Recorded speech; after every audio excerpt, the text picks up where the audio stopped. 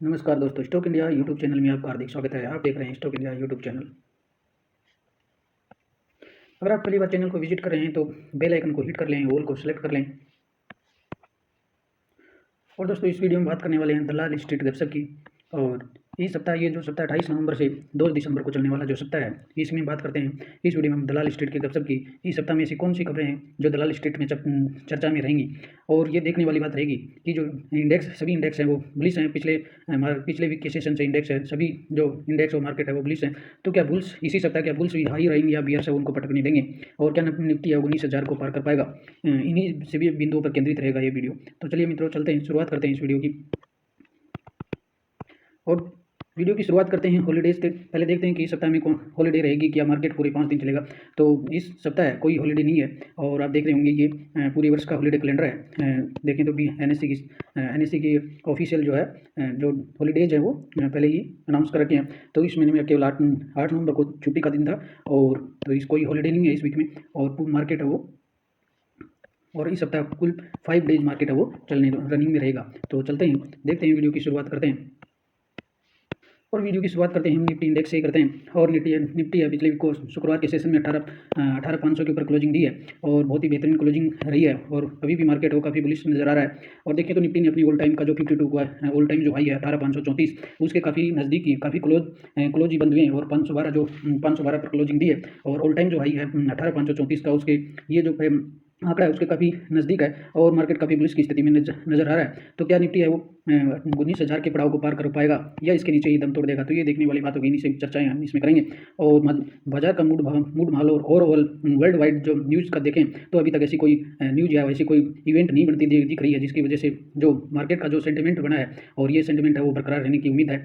और सभी जो फैक्टर्स हैं वो पॉजिटिव लग रहे हैं। और इंडेक्स को भी देखें, फ्यूचर्स को भी देखें, और सभी जो फैक्टर्स हैं वो देखने से ऐसा लग रहा है कि कल का जो सेशन है वो भी बिल्कुल पिछले वीक के सेशन की तरह ही रहने वाला है। और निफ्टी है वो लगभग 19,000 के आसपास टच कर सकता है, 19 को टच करके। और इसका अहम एक लेवल रहेगा। और उसके बाद में इसमें प्रॉफिट बुक भी देखने को मिल सकती है। बाकी ऐसी कोई इवेंट नहीं है जिसकी वजह से मार्केट है वो डाउन होने का अंदेशा रहे। तो देखते हैं इसमें कौन सी ऐसी घटनाएं इस सप्ताह की मुख्य जो इवेंट्स हैं उनकी चर्चा कर लेते हैं। इससे पहले इस एंड हुए सप्ताह की बात कर लेते हैं। इस सप्ताह में निफ्टी है वो 1% की तेजी के साथ है वो क्लोजिंग दी है। और बाजार को आगामी जो पॉलिसी मीटिंग्स में फेड की जो मीटिंग होने वाली है उसकी तरफ से दरों में जो इंटरेस्ट रेट जो हाइक होनी है उसके जो संकेत हैं वो भी काफ़ी सुस्त लग रहे हैं। और तेल की जो कीमतें हैं उनमें भी काफ़ी इस वीक में गिरावट देखने को मिली है। और अगले वीक में भी ये गिरावट आगे जारी रहने की संभावना ऐसी बन रही है। और एफआईज का मूड माहौल देखें तो एफआईज भी काफ़ी खरीदारी के मूड में है। और पिछले सेशन में भी 200 से 300 करोड़ के शुक्रवार के सेशन में भी खरीदारी के मूड में दिखे।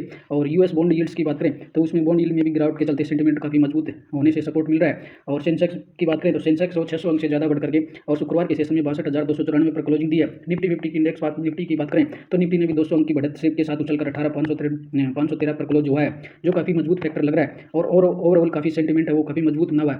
अगर निफ्टी मिड कैप 100 और mid cap small cap index की भी बात करें तो दोनों 2-2% की मजबूती, दोनों में 2-2% की मजबूती जो है वो दर्ज की गई है। ऑल ओवर देखें तो सभी इंडेक्स पर काफ़ी बुलिश नजर आ रहे हैं।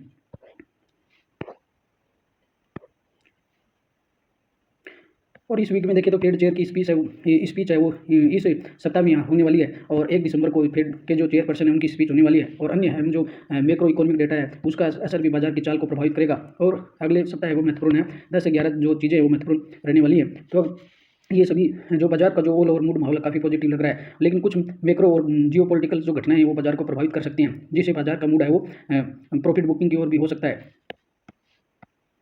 तो सबसे पहले हम इंडियन जीडीपी के तिमाही आंकड़ों की बात कर लेते हैं। ये इस वीक की एक महत्वपूर्ण इवेंट होने वाली है। और अभी इसी वीक में बुधवार को इंडियन जीडीपी के तिमाही आंकड़े जारी होने वाले हैं। ज़्यादातर एक्सपर्ट है वो ये मान रहे हैं कि जो सितंबर 22 की जो तिमाही जो समाप्त हुई है उसमें 6% से ज़्यादा ग्रोथ की उम्मीद कर रहे हैं। लेकिन एक स्टडी में कहा गया है कि दूसरी तिमाही में सालाना आधार पर 6.4% ग्रोथ की उम्मीद की जा रही है। यानी जो सितंबर 22 में जो तिमाही समाप्त हुई है उसमें 6% से ज़्यादा की ग्रोथ है। और ये 6.4 के आसपास भी 6.4 के आसपास भी ग्रोथ है वो रह सकती है। ऑल ओवर देखें तो इंडियन जीडीपी के जो आंकड़े हैं वो भी काफ़ी पॉजिटिविटी दिखा रहे हैं। तो जो काफ़ी बाजार के मूड माहौल को पॉजिटिवली कर सकते हैं। तो ये एक महत्वपूर्ण जीडीपी आंकड़े, एक महत्वपूर्ण इवेंट होने वाली है जो बुधवार को जारी होने वाले हैं।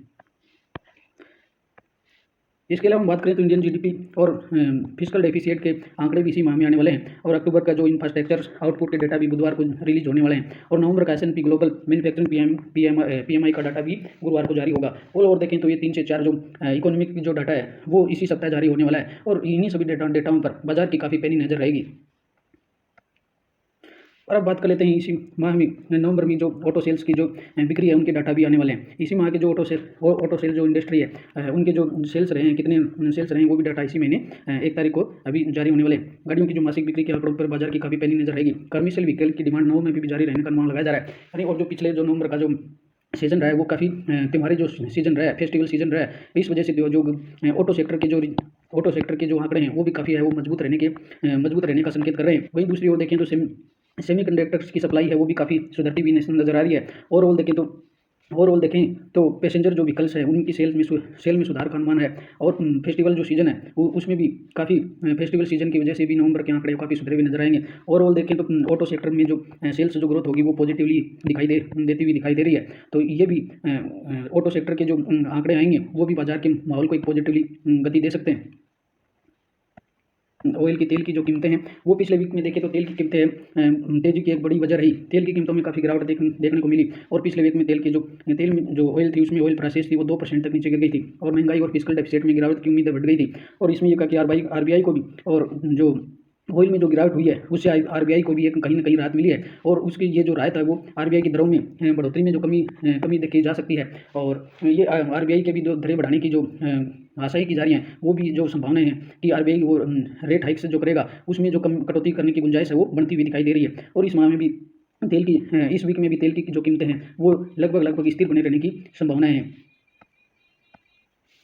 और बात करें तो ब्रेंट और WTI के, तो ब्रेंट और WTI के जियोपॉलिटिकल माहौल को देखें तो तेल में अभी भी नरमी या कमी होने के संकेत मिल रहे हैं, और कच्चा तेल की जो डिमांड है उसमें गिरावट देखने को मिल सकती है। इसका एक कारण ये है कि चाइना में जो कोविड के जो मामले हैं वो काफ़ी बढ़ते हुए देखने को मिल रहे हैं, और पर डे वो 30,000 का आंकड़ा क्रॉस कर गया है। 30 से 40,000 के ऊपर है वो कोविड के केसेज आ रहे हैं, जिसकी वजह से आने वाले कोरोना के जो मामले अपने रिकॉर्ड स्तर पर पहुंच गए, जिसके चलते चाइना के कई जो शहर हैं, जिसमें मेन तमाम एक जो शहर है उसमें भी कड़े प्रतिबंध लगाए गए हैं। और चीन के इस तरह के जो प्रतिबंध हैं वो पारिवारिक गतिविधियों पर काफ़ी नेगेटिव प्रभाव डाल सकते हैं, जिससे चाइना में कच्चे तेल की जो डिमांड है वो डिमांड को लेकर काफ़ी चिंता उत्पन्न हो गई है। और दूसरी ओर स्थिति और देखें तो रूस और यूरोपियन कंट्रीज के बीच काफ़ी कंट्रोवर्सी स्थिति बनी हुई है, और जहां यूरोपियन जो कंट्री और G7 के जो देश हैं वो ये चाह रहे हैं कि रूस से जो कच्चा तेल आता है वो $65 से $70 प्रति बैरल के बीच उस पर कैप लगाया जाए, जिससे रूस से जो आयातित जो तेल है उसकी कीमतें न बढ़ने पाएँ। तो ये कुल मिलाकर ये माहौल देखें, जियोपॉलिटिकल स्थितियों को देखें तो इस वीक भी तेल की जो कीमतें हैं वो लगभग स्थिर या फिर उनमें गिरावट देखने को मिल सकती है। और यूरोपियन यूनियन के डिप्लोमेट्स की तरफ से इस संबंध में एक पिछले सप्ताह जो मीटिंग हुई थी, लेकिन उस मीटिंग का कोई विशेष नतीजा मीटिंग जो थी यूरोपियन जो डिप्लोमेट्स थे वो किसी नतीजे पर नहीं पहुंचे हैं, और वो पिछले सप्ताह जो शुक्रवार को जो मीटिंग होने वाली थी उसमें कोई विशेष रिजल्ट नहीं निकला। ऑल ओवर देखें तो तेल की जो कीमतें हैं इसमें कोई बड़ी तेजी देखने को नहीं मिल सकती है। अलबत्ता देखें तो चाइना की तरफ से जो कोविड के केसेज बढ़ रहे हैं उससे डिमांड है वो काफ़ी कम रह सकती है, और रूस और G7 और यूरोपियन कंट्रीज के बीच कोई विशेष नतीजा नहीं निकलता है। तो इस तरफ से देखें तो ऑयल की जो कीमतें हैं वो यथास्थिर ही रहने की कोशिश में रहेंगी। इससे वो डॉलर और रुपये पे कोई विशेष दबाव नहीं पड़ने वाला है। इस वजह से देखें तो ओवरऑल मार्केट का जो मूड है वो पॉजिटिव ही दिखाई देता है। और यदि हम क्रूड ऑयल WTI की बात करें तो आज में इसमें कोई तेजी नहीं है, अलबत्ता 1% की गिरावट ही देखी जा रही है, और 76 के आसपास है वो WTI बना हुआ है। और पिछले एक माह में देखें तो वो 79 के स्तर से काफ़ी नीचे 76 के ट्रेंड कर रहा है। तो इस वजह से भी ये काफ़ी ऑयल में कोई बड़ी तेजी नहीं है। और ब्रेंट ऑयल की भी बात करें तो ये भी है वो इसमें भी 1% की है वो गिरावट देखी जा रही है, और ये भी अपनी उच्च स्तर 86 के जो लेवल था उससे काफ़ी नीचे ट्रेंड कर रहा है, और 83 के आसपास है वो बना हुआ है। ऑल ओवर देखें तो ऑयल की तरफ से बाजार का जो मूड माहौल है वो पॉजिटिव दिखाई दे रहा है। और बात करें ग्लोबल इकोनॉमिक डेटा की तो इस वीक में भी काफ़ी ग्लोबल इकोनॉमिक जो डेटा है वो रिलीज़ होने वाला है। बात करें अमेरिका की तो यूनाइटेड स्टेट की बात करें तो वेडनेसडे को इसमें Q3 CP के 22 के GDP जो एस्टिमेट है वो आने वाले हैं, और API और EI crude oil stocks changes जो होंगे उसके भी डाटा आने वाले हैं, और इसमें थर्सडे को भी कुछ डाटा आएंगे। और यूरोपियन कंट्रीज़ की बात करें तो इकोनॉमिक और इंडस्ट्रियल और सर्विस सेंटिमेंट के जो नवंबर माह के जो डाटा आने वाले हैं वो भी ट्यूसडे को आने वाले हैं, और वेडनेसडे को ECB नॉन मॉनेटरी पॉलिसी की बैठक होने वाली है। और तो कुल देखें तो ये काफ़ी काफ़ी डेटा है वो यहाँ इसी वीक में जारी होने वाला है। और इधर बात करें जापान की, तो जापान में अनएम्प्लॉयमेंट रेट, रिटेल सेल्स की जो डेटा हैं वो भी मंगलवार को आने वाले हैं। और दूसरी बात करें हाउसिंग स्टार्ट्स और कंस्ट्रक्शन जो ऑर्डर्स हैं उनके डाटा भी जापान से रिलीज होने वाले हैं। और जीवन बैंक के और मैन्युफैक्चरिंग पीएमआई डाटा है वो जापान के आने वाले हैं। दूसरी तरफ चाइना के मैन्युफैक्चरिंग जो पीएमआई डाटा हैं वो भी नवंबर माह के जो डाटा हैं वो चाइना के वो भी जारी इसी वीक में होने वाले हैं। अलबत्ता ये थर्सडे को ये रिलीज होंगे। और अब बात कर लेते हैं एफआईज की। तो एफआईज का मूड माहौल है वो काफ़ी पॉजिटिव दिखाई दे रहा है। पिछले वीक्स की बात करें तो पिछले वीक में एफआई ने अच्छी खरीदारी से बाजार का जो एफआईज की जो खरीदारी हुई है उससे बाजार का जो भरोसा है वो काफ़ी बड़ा है। एक्सपर्ट का ये मानना है कि एफआई का यह रुख आगे भी जारी रह सकता है। और एफआईज ने नवंबर माह में देखें तो अब तक 24,700 करोड़ रुपये का माल खरीदा है, और जबकि पिछले महीने 8,400 करोड़ रुपये की खरीदारी की थी। तो ओवरऑल देखें तो अक्टूबर माह की तुलना में नवंबर माह में कुल 24,700 करोड़ का माल एफआई ने उठाया है। इस लिहाज से देखें तो एफआईज का जो सेंटीमेंट है वो बाजार के प्रति काफ़ी पॉजिटिव बना हुआ है और काफ़ी बड़ी खरीदारी वो इन्होंने नवंबर के माह में की है। और अब ये माना जा रहा है कि ये जो सेंटीमेंट है वो अगले माह भी पॉजिटिव जारी रह सकता है। और अब बात कर लेते हैं आईपीओ की प्राइमरी मार्केट की। तो इस सप्ताह प्राइमरी जो मार्केट है वो भी काफ़ी बुलिश रहने वाला है। इसमें 2 कंपनियों के आईपीओ इस सप्ताह ही खुलने वाले हैं, जिसमें 1,000 करोड़ के आईपीओ की 1,000 करोड़ रुपये का आईपीओ खुलेंगे। इसमें एग्रोकेमिकल कंपनी धर्मेश कॉर्प का आईपीओ है वो 28 से 30 नवंबर को खुलने वाला है, और 251 करोड़ का आईपीओ सब्सक्रिप्शन के लिए खुलेगा। और इसमें 216 करोड़ रुपये हैं वो के नए शेयर जारी होंगे, जिसमें 35 करोड़ का ऊपर सेल्स होंगे। और आईपीओ की जो इशू प्राइस है वो 216 से 237 रुपये के बीच प्राइस बैंड रखा गया है, और इसमें 60 शेयरों का एक लॉट रखा गया है। दूसरे आईपीओ की बात करते हैं। तो दूसरे आईपीओज की बात करें तो इसमें इंजीनियर्ड सिस्टम बनाने वाली यूनिपार्ट्स जो इंडिया है उसका 836 करोड़ का आईपीओ है वो 30 नवंबर से 2 दिसंबर के बीच चलेगा। ये इशू पूरी तरह से ऊपर सेल का होगा। इसमें इशू प्राइस है वो 548 से 577 के बीच रखी गई है, और 12 दिसंबर को इसकी लिस्टिंग हो जाएगी। तो कुल मिलाकर देखें तो प्राइमरी जो मार्केट है वो भी काफ़ी हरा भरा इसमें इस सप्ताह वो चलेगा। और अब बात कर लेते हैं टेक्निकल व्यू की। तो निफ्टी का जो टेक्निकल व्यू है वो भी काफ़ी बुलिश में दिखाई दे रहा है। निफ्टी का जो डेली चार्ट है उस पर डोजी पैटर्न बनाई हुई है। साथ ही ये कंसोलिडेशन के बाद शुक्रवार को तेजी के साथ बंद हुआ है। तो इंडेक्स है वो पहली बार रिकॉर्ड 18,500 के ऊपर बंद हुआ है। तो ये भी एक महत्वपूर्ण कारक है। तो 18,500 के ऊपर जो क्लोजिंग देखने को मिली है तो इसमें निफ्टी है वो काफ़ी बुलिश नजर आ रहा है। तो टेक्निकली दृष्टि से देखें तो निफ्टी में वो काफ़ी तेजी की संभावना बनी हुई है। दूसरी बात करें कि इसका जो RSI और MACD moving average conversation divergence से भी पॉजिटिव रूप के संकेत मिलते हैं। और यदि एक्सपर्ट की माने तो अगले सप्ताह 18,604 के रिकॉर्ड हाई की ओर जाने के लिए 18,450 और 18,500 का जोन है वो अहम भूमिका निभा सकता है। यानी इसमें ये एक्सपर्ट ने कहा है कि जो टेक्निकल व्यू की दृष्टि से देखें तो निफ्टी है इस वीक में 18,604 का लेवल दिखा सकता है। और लेकिन 18,604 का लेवल है वो निफ्टी तभी दिखाएगा जब 18,450 और 18,500 का लेवल है वो पहले निकले। तो इस लिहाज से देखें तो इंडेक्स है वो काफ़ी पॉजिटिवली दिखाई दे रहा है। और दूसरी बात नहीं कि अगर निफ्टी इसमें कोई ऐसी कोई न्यूज़ आती है जिसके बल बाजार में प्रॉफिट बुक देखने को मिले तो 18,100 का जो सपोर्ट है वो काफ़ी अहम सपोर्ट दिखाई दे रहा है। और अब बात करें एफ एन ओ की। तो एफ एन ओ से भी फ्यूचर इंडेक्स से भी काफ़ी सपोर्ट मिल रहा है। और फ्यूचर इंडेक्स की बात करें तो दिसंबर के लिए जो ऑप्शन डेटा है उससे काफ़ी पॉजिटिवली संकेत मिलते हैं। मार्केट जो पार्टिसिपेंट है वो 19,000 के जो लेवल है उस पर बड़ा दाव लगाया, यानी जो फ्यूचर के जो लेवल है उसमें जो 19,000 का जो लेवल है उस पर बहुत बड़े दाव लगाए गए। और वहीं 18,000 पर जो 18,000 का जो सपोर्ट है वो उस पर भी काफ़ी अहम सपोर्ट इसमें एफ एन ओ में दिखाई दे रहा है। और इसमें कहा कि कॉल और पुट जो स्ट्राइक्स है उसमें भारी ओपन इंटरेस्ट है, जिससे बाजार के एक रेंज में रहने के काफ़ी संकेत मिल रहे हैं। यानी अगर बाजार में तेजी भी नहीं रही तो इन 19 और 18,000 का जो एक लेवल है 19,000 और 18,000 के जो बीच का जो लेवल है उसमें निफ्टी और कंसोलिडेशन की स्थिति में भी रह सकता है।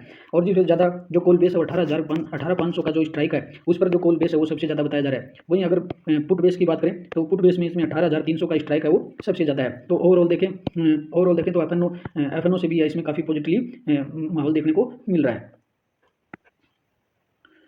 अगर हम एफ एन ओ सूची की फ्यूचर एंड ऑप्शन के ताज़ा आंकड़ों को देखें तो 19,000 का जो लेवल है 19,000 की जो स्ट्राइक है उस पर सबसे ज़्यादा ऑर्डर लगते हुए दिखाई दे रहे हैं। और ये जो 19,000 का ऑर्डर है वो 19,000 की जो स्ट्राइक प्राइस है वो सबसे ज़्यादा ऑर्डर यहाँ पे बेस लगे हुए हैं। और दूसरा देखें तो 18,100 के आसपास का है उस पर भी काफ़ी मेजर सपोर्ट है वो दिखाई देता है। तो ओवरऑल देखें तो 18,600 का लेवल और 18,650 18 और 700 का जो लेवल है यहाँ पर बहुत ही कॉल स्ट्राइक देखने को मिल रही है। तो ओवरऑल देखें तो एफ एन ओ की तरफ से भी यह मार्केट है वो का सेंटीमेंट है वो काफ़ी पॉजिटिवली दिखाई दे रहा है। और अब डॉलर रुपये की बात कर लेते हैं। तो डॉलर हालांकि आज का इसमें हल्की सी मजबूती देखी गई है, लेकिन इसमें देखें तो डॉलर है वो अपने पिछले डे का जो प्रीवियस जो क्लोज था पिछला जो प्रीवियस क्लोज था वो 81.613 का था। तो आज देखें तो आज इसमें डॉलर है वो अपने पिछले क्लोजिंग 81 के आसपास ही बना हुआ है। तो इसमें भी डॉलर में भी कोई बड़ी तेज़ी दिखाई नहीं दे रही है। यदि हम डॉलर INR के पिछले एक वीक का चार्ट देखें तो पिछले वीक में डॉलर में जो काफ़ी मजबूती थी वो 81 से 82 का जो लेवल था, लेकिन आज का लेवल देखें तो 81.713 के आसपास है। तो ये अपनी वीकली जो हाई था उसलिए वीकली हाई के काफ़ी नीचे ट्रेंड कर रहा है। तो इस लिहाज से देखें तो डॉलर और रुपये में भी काफ़ी कोई बड़ी तेज़ी नहीं है और यथा लगभग इस वीक भी है वो स्थिरता इसमें देखने को मिल सकती है।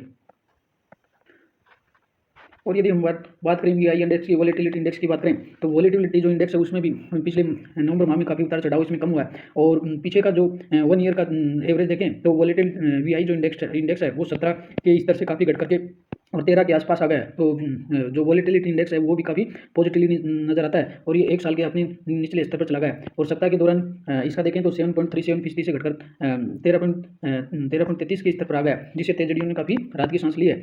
और ये वॉलेटिलिटी इंडेक्स से भी काफ़ी पॉजिटिवली माहौल है वो देखने को मिल सकता है। और दूसरी ओर देखें तो बजट पूर्व की मीटिंग्स और वो सुझाव वो देखने को मिल रहे हैं। तो इसमें भी बजट की जो मीटिंग्स है उस पर भी बाजार की काफ़ी वो तेज़ नज़र रहने वाली है। तो ऐसी कौन सी चीज़ें हैं जो आगे बाजार को प्रभावित कर सकती हैं और जो बजट में कुछ चीज़ें शामिल होंगी और कौन सी चीज़ें हटने वाली हैं, इस पर भी बाजार पर एक बड़ी नज़र रहने वाली है।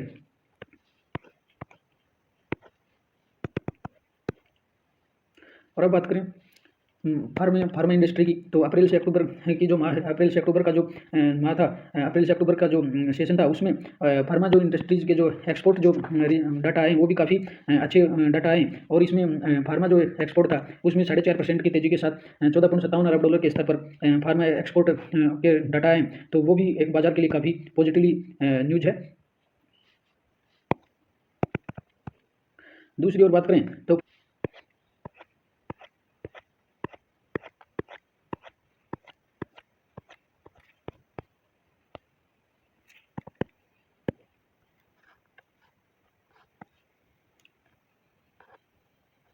तो ऑल ओवर देखें तो अगर कोई बड़ी इवेंट बड़ी जो न्यूज़ है वो बाजार के लिए नहीं कोई बड़ी जो घटना है वो तब उत्पन्न नहीं होती है तब तक बाजार का जो मूड में जो माहौल है वो काफ़ी पॉजिटिवली लग रहा है। और ये देखने वाली बात होगी कि सोमवार को जब बाजार खुलेंगे और वो उसमें कितनी तेज़ी के साथ इंडेक्स कितनी तेज़ी दिखाते हैं, या फिर उसमें बाजार वो अपने 18,000 के लेवल पर वापस 18,000 का जो लेवल है वो वापस वहीं पे उसको सपोर्ट लेकर के और वहीं पे कंसोलिडेशन की स्थिति में रहेगा। तो ये दोनों चीज़ें वो देखने वाली बात होंगी और ये तभी यह संभव हो सकेगा जब वर्ल्ड वाइड कोई विशेष बड़ी न्यूज है वो इसमें बाधा उत्पन्न नहीं करे।